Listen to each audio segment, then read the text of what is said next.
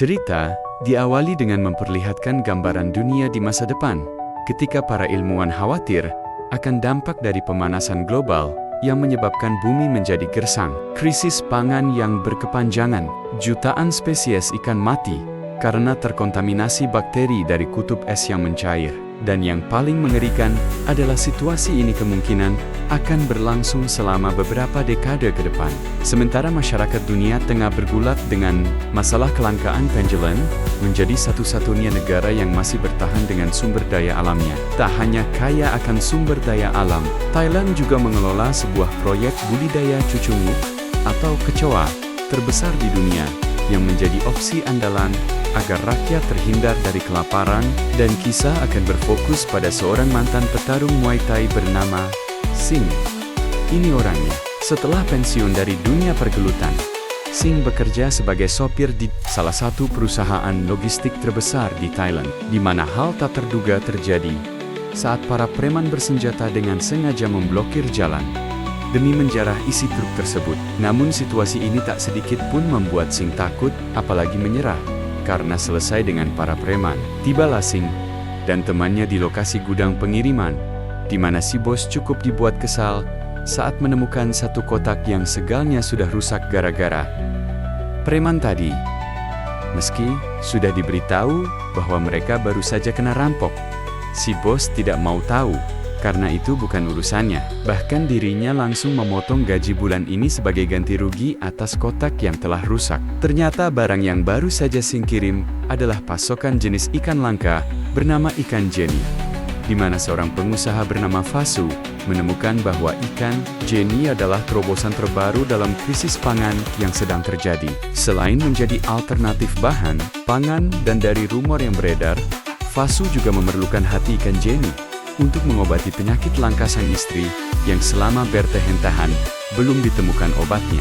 Di saat rakyat kecil saling bunuh demi memperebutkan cucunguk untuk dimakan, si bos logistik terlihat menghidangkan daging ikan tadi dalam sebuah acara rapat bersama beberapa orang pejabat untuk meyakinkan bahwa daging ikannya memang layak dikonsumsi. Si bos menyantapnya terlebih dahulu, kemudian diikuti oleh para tamu undangan, dan tiba-tiba di tempat lain kita akan diperkenalkan pada seorang wanita bernama Rin, yang merupakan seorang dokter di salah satu rumah sakit umum. Selain seorang dokter, ia juga ternyata adalah istrinya Singh, yang selalu cemas dengan pekerjaan beresiko suaminya tersebut, di mana kecemasannya terbukti saat Rin harus mengobati luka Singh akibat perkelahian tadi, dan lekas pamit untuk menjalankan tugas. Setibanya di rumah sakit, Rin langsung dipanggil Pak Direktur untuk menemui Fasu, alias sosok pengusaha terkaya di Thailand. Selain perannya di bidang budidaya kecoa, Fasu juga menjadi orang paling berjasa dalam memfasilitasi rumah sakit ini. Sehingga mendengar beliau ingin mengobati istrinya menggunakan hati ikan Jenny, pihak rumah sakit sama sekali tidak bisa menolak mereka, meski mereka belum menguji keamanan hati ikannya secara kesan. Di saat yang sama, di lantai bawah ada seorang pasien yang tak lain adalah si bos logistik, di mana pas kejadian saat makan tadi, dirinya mengalami kejang hebat disertai demam tinggi. Selain hasil ronsen menunjukkan kemunculan parasit di dalam tubuhnya, reaksi yang ditimbulkan juga membuat petugas medis kerepotan. Naas, upaya penyelamatan dilakukan, tampaknya tidak membuahkan hasil. Si bos akhirnya tewas setelah mengalami pendarahan di bagian. Namun, hal tak diduga terjadi setelah para petugas meninggalkan jasadnya untuk dipulangkan, di mana bola batanya tiba-tiba berubah menjadi hitam pekat, disusul dengan komputer yang menunjukkan adanya tanda-tanda kehidupan. Dan dengan cepat, pihak rumah sakit menyiarkan berita dan menghimbau kepada seluruh warga untuk tidak pergi atau datang ke rumah sakit, karena saat ini sedang terjadi situasi darurat, di mana Singh yang mendengar berita tersebut pun langsung tancap gas menuju ke sana, demi memastikan keselamatan sang istri tercinta. Setibanya di rumah sakit, petugas militer telah ditempatkan di tengah kerumunan orang-orang yang keluarganya masih terjebak di dalam sambil harap-harap cemas. Tak seorang pun dari mereka diperbolehkan masuk, apalagi ketika ada salah satu pasien yang tiba-tiba jatuh di arah atas gedung dan maaf, ya, akibat virus yang si bos bawa. Kini semua orang yang sudah digigit tiba-tiba berubah menjadi mayat hidup alias zombie. Sehingga, untuk menghindari penyebaran virusnya, para petugas mengambil tindakan tegas dengan menyuruh semua orang kembali ke dalam rumah sakit. Bahkan, mereka tak segan-segan menembak siapa saja yang berusaha mencoba kabur. Sementara untuk Sing Ia yang ingin segera menemukan, Rin pun pulang menyelinap masuk, tanpa mempedulikan kekacauan yang sedang terjadi. Di Senila Rin, sekarang sebuah ruangan obat-obatan yang digunakan untuk bersembunyi sendiri. Rin juga mengamankan Pak Direktur yang terluka setelah tadi sempat diserang. Sadar jika dirinya telah terinfeksi, Direktur menyuruh Rin segera pergi mengamankan diri, yang ketika ia baru beranjak beberapa langkah, terlihat Pak Direktur sedang mencabik tubuh korban lain. Dan ya, Rin pun selamat berkat runtuhan rak buku yang membuat Direktur kesulitan untuk menangkapnya. Setelah berhasil keluar dari ruang obat-obatan, ia mendengar suara Sing sedang memanggil-manggil namanya. Namun, saat akan menggunakan mikrofon untuk meminta pertolongan, listrik tiba-tiba mati dan memutus semua komunikasi di rumah sakit, yang membuat Rin harus pergi. Dia ke ruang informasi. Lin. Ya, Lin. Dalam waktu singkat, rumah sakit yang tadinya tenang seketika berubah menjadi chaos setelah para zombie merangsak setiap sudut dan melakukan naas bagi mereka yang tidak sempat keluar dan harus terjebak bersama para zombie. Begitu juga dengan Sing, yang masih belum menemukan keberadaan Rin, dan justru malah dihadapan dengan kondisi seperti ini. Karena Sing belum tahu bagaimana cara membunuhnya, ia pun kabur ke lantai 2 dan tak sengaja bertemu dengan seorang bocah bernama Buddy, sedang terjebak di sudut ruangan bersama para zombie. Beruntung, Sing datang tepat waktu dan berhasil menariknya keluar. Setelah berkali-kali mencoba, namun tetap gagal. Buddy menjelaskan bahwa satu-satunya cara untuk membunuh para zombie adalah dengan menyerang bagian kepala yang diduga menjadi pengendali utamanya. Saat ditanya, sedang ngapain adik di tempat berbahaya seperti ini, Ibu Nia kemana? Buddy menjawab, jika ia sedang mencari sang ibu, yang merupakan seorang perawat di rumah sakit ini. Mendengar kata perawat, Sing berasumsi jika mungkin ibunya Buddy saat ini sedang bersama Rin, sehingga mereka langsung bergegas untuk mencari keberadaannya. Sejenak kita tinggalkan dulu dan beralih ke sebuah rapat darurat antar pejabat negara dan petinggi militer. Setelah mengingat dan menimbang resiko terburuk atas kejadian yang saat ini sedang terjadi, mereka akhirnya sepakat akan meledakkan rumah sakit beserta seluruh isinya.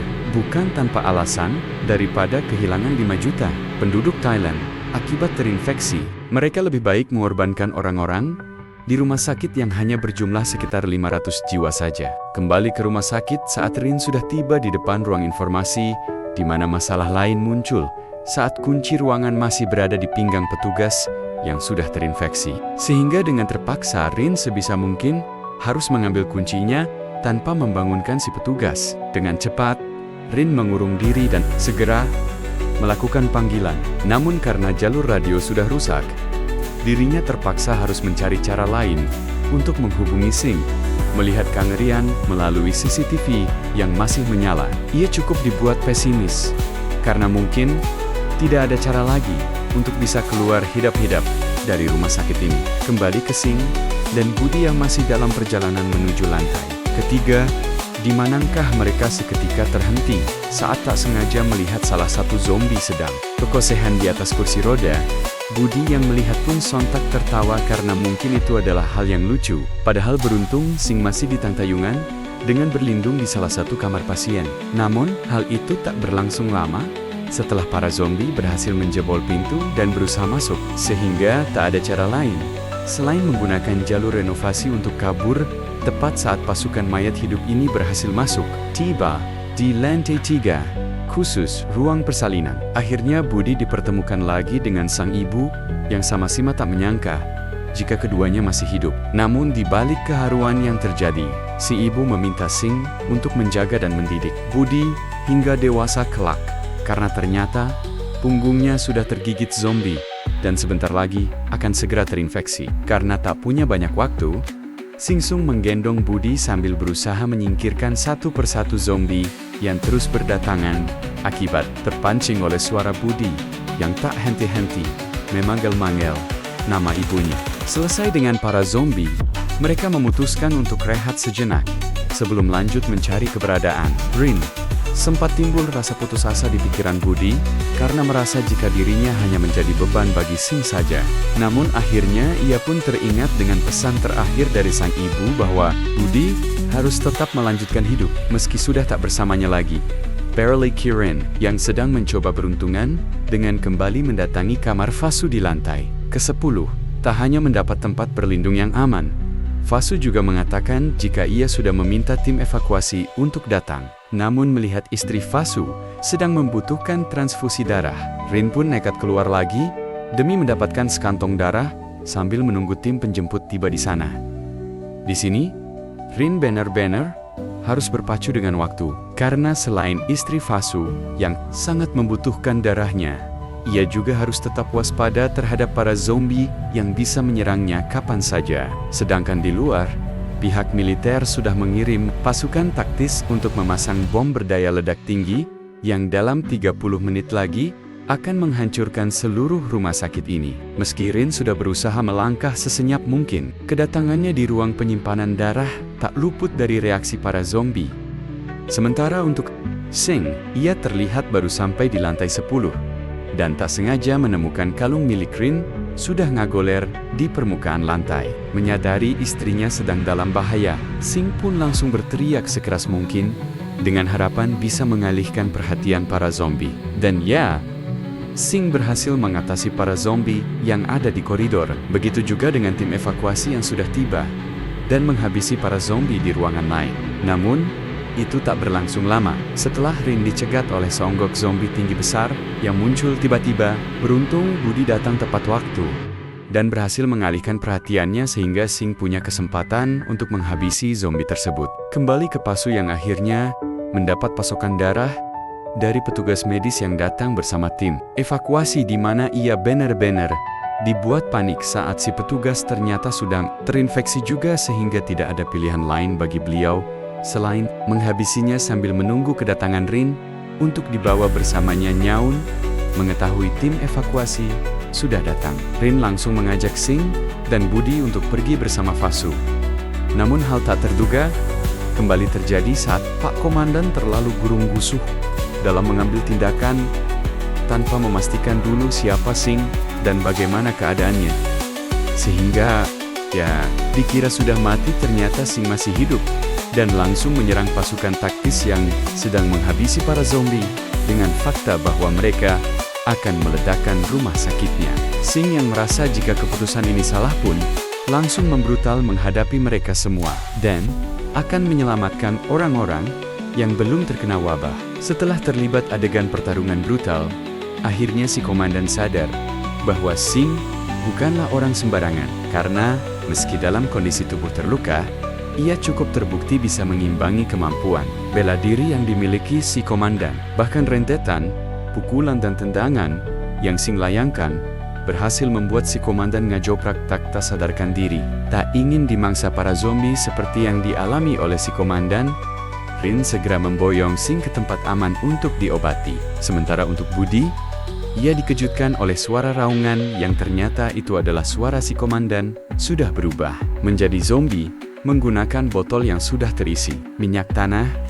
Sing pun langsung melempar si komandan dengan botol tersebut dan langsung menduruknya hidup-hidup. Tanpa Sing sadari, percikan air dari alarm darurat rupanya sudah membangunkan zombie yang lain, sehingga mereka dengan cepat menemui Fasu untuk segera meninggalkan rumah sakit, di mana kita mungkin akan cukup dibuat terkejut saat melihat sang istri yang sudah Fasu rawat selama 5 tahun tiba-tiba menunjukkan gelagat aneh pasca terkena percikan air tersebut. Dan, ya, entah apa yang membuat sang istri terinfeksi. Namun jika kita urut kejadiannya, awal mula wabah ini berasal dari si bos logistik dan rekan-rekan bisnisnya yang berubah menjadi zombie setelah menyantap daging ikan, Jenny.